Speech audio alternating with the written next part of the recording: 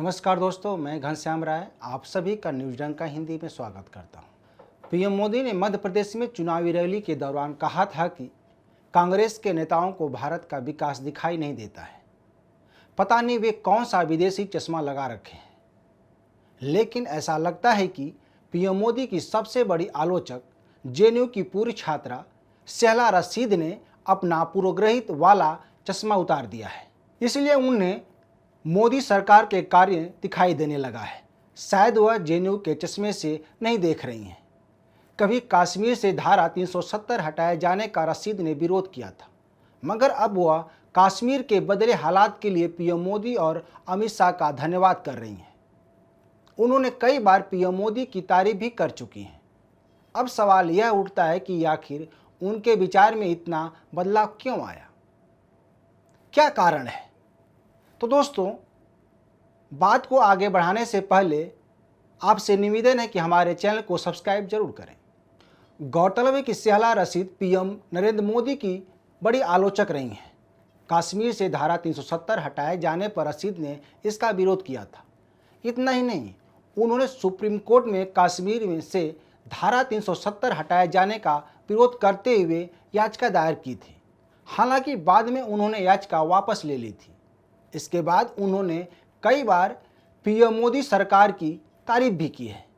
एक दिन पहले ही उन्होंने कहा था कि मेरा हृदय परिवर्तन पीएम मोदी के कार्य को देखकर हुआ है।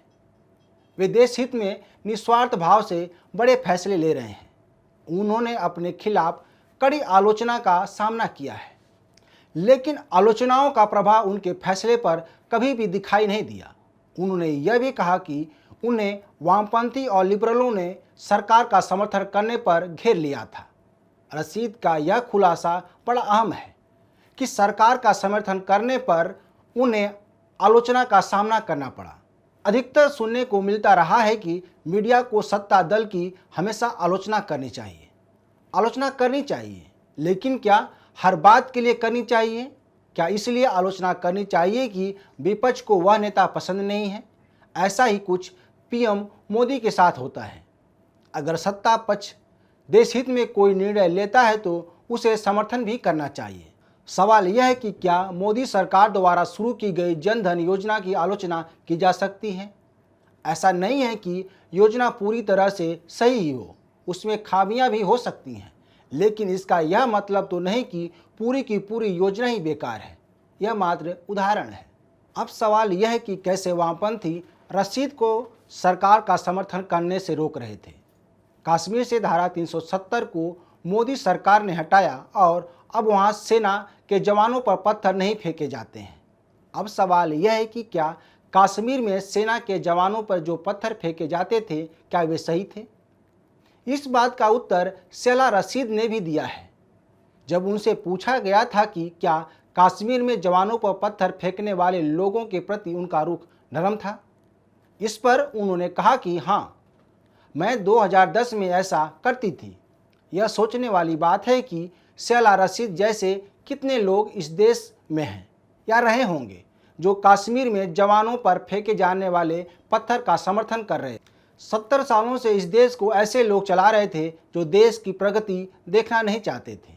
ये सरकार ने जनता के हित में कोई बड़ा फैसला नहीं लिया, लेकिन कश्मीर और मुस्लिम समुदाय पर राजनीति होती रही और देश रसातल में मिलता रहा, देश टुकड़ों में बढ़ता रहा। कहा जा सकता है कि भारत जन भावनाओं के बारूद पर बैठा था। जब यह फूटता तो इस देश का क्या होता है, यह सोचने वाली बात है। कश्मीर को मिले विशेषाधिकार के कारण यहाँ के नेता केवल पाकिस्तान से बातचीत के लिए बात करते थे और भारत के खजाने से मलाई खाते रहे, लेकिन ये नेता आतंकवाद को खत्म करने के लिए कभी भी कदम नहीं उठाए। यह सोचने वाली बात है। आज जब रशीद यह कहती हैं कि कश्मीर गाजा नहीं है, तो देश के उन नेताओं को अपने गिरेबान में झांकने की जरूरत है जो कश्मीर से धारा 370 हटाए जाने का विरोध कर रहे थे और हैं। उस समय कश्मीर केवल अशांत रहा था, यहाँ की जनता को गुमराह किया गया था और वे आतंकी गतिविधियों में किसी न किसी तरह से शामिल रहे थे। लेकिन आज ऐसे हालात नहीं हैं। आज कश्मीर किसी बंधन में नहीं है। आज कश्मीर से आतंकवाद का नामो निशान मिट रहा है वह अपनी नई पहचान के साथ उभर रहा है। इसी साल यहाँ G20 शिखर सम्मेलन भी हुआ है। कश्मीर में जैसे पहले आतंकी घटनाएं होती थी, अब वैसी घटनाएं नहीं होती हैं। रशीद ने यह भी कहा कि कोरोना काल में मोदी सरकार द्वारा लगाए गए लॉकडाउन का उन्होंने समर्थन किया था।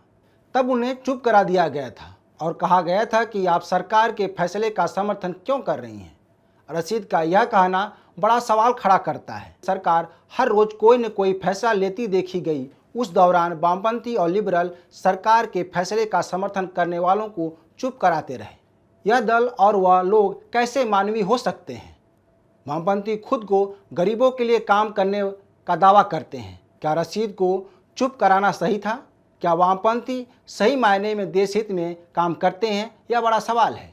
इन बातों से साफ हो जाता है कि मोदी सरकार से पहले की सरकारें बस अपने स्वार्थ के लिए देश को गुमराह करती थीं। वहीं रशीद ने यह भी कहा कि जेएनयू में भारत तेरे टुकड़े होंगे और लाल सलाम जैसे नारे नहीं लगे। रशीद को बताना चाहिए कि वायरल वीडियो कहाँ का था। बहरहाल उम्मीद है कि रशीद देर सवेर इस मामले पर जवाब देंगे, जैसे उन्होंने कश्मीर और अन्य मुद्दों पर दिया। तो दोस्तों, आप इस बारे में क्या विचार रखते हैं, हमें ज़रूर बताएं। इस वीडियो को शेयर, लाइक और कमेंट जरूर करें। हमारे YouTube चैनल को सब्सक्राइब करना न भूलें। धन्यवाद।